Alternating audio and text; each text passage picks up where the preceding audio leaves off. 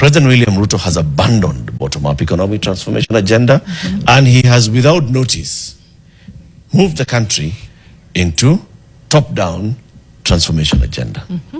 So this idea of going to Singapore, if I look back at what Ruto was doing in 2020 to 2022, when he launched the bottom-up campaign messaging, and what I look at when Ruto is doing in 2025 ahead of 2027, I see another campaign messaging. So the whole idea of saying that we are now moving towards Singapore, I say miss me with that. It is all a fallacy. It is campaign messaging. No intention at all. Let's talk about what is happening in the country now. And the president, in his address to the nation and the State of the Nation address through Parliament, went to do a constitutional duty, which was to report on the progress that his government has made in several fronts, on the front of human rights, on the front of national security, on the front of development, and so on and so forth. It's a constitutional duty that he was performing on the day. He tabled a couple of reports on all this, but also in his address to Parliament, he said a number of things, which is what we're going to talk about today. He said, you know, we've gotten to a point in this country where we have been mediocre for too long. We have been, you know, holding ourselves back for too long. We have not exploited our potential for too long, and we need to think big. We need to have a big dreams and think big and put in the resources in a big way so that we can develop as rapidly as possible. And he gave it a 15-year plan. He even talked about how much money it would require. He even talked about the areas that he'd like to focus on. Well and good. We'll get back into that shortly. This is William Ruto, President in December 2025. William Ruto, President in December 2022, was talking about, I have just assumed office as President.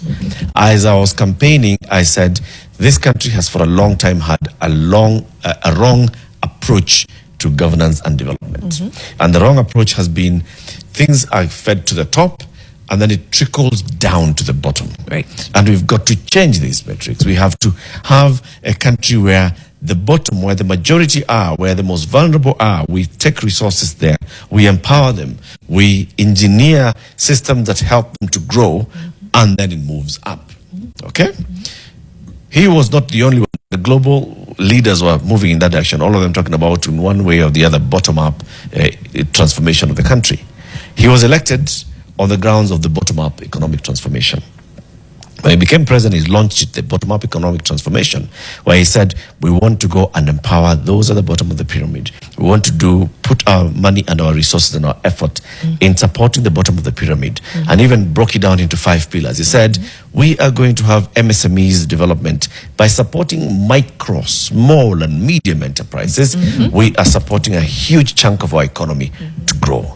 We are going to have agricultural transformation and inclusive growth.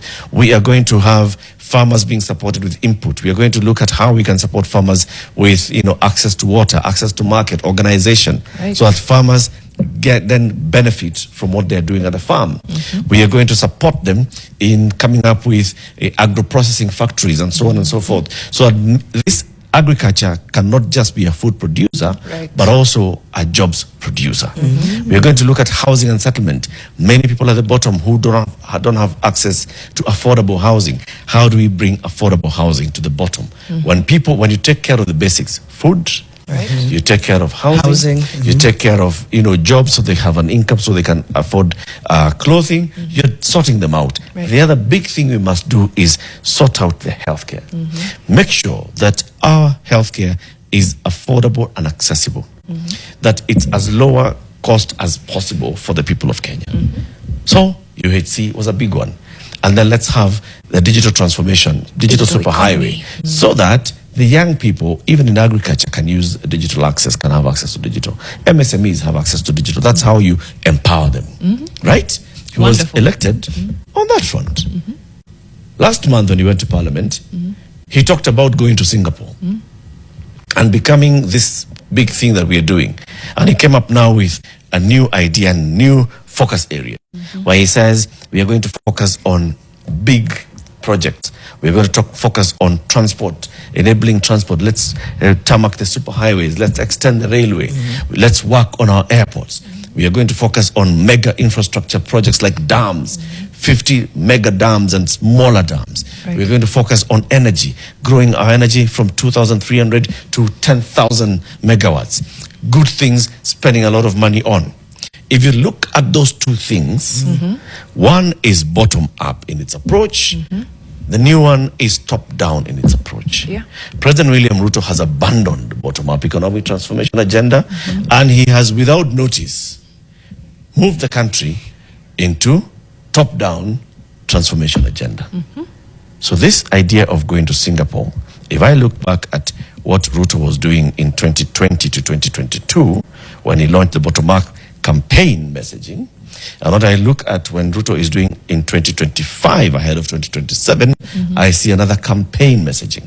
So the whole idea of saying that we are now moving towards Singapore, I say, miss me with that. It is all a fallacy. It is campaign messaging. No intention at all. Wait. Let me switch it up today. Just Clock it. Clock. Niliona President Ruto juzi akisema akiwa juu ya gari, na watu opposition nitawanyorosha asubuhi na mapema. Watu wako hapo wanashangilia, tutam. Sawa. Watu opposition wenye president anasema atanyorosha ni wakina nani? 1, Rigathi Gachagua. Number 2, Kalonzo Musyoka. 3, Martha Karua.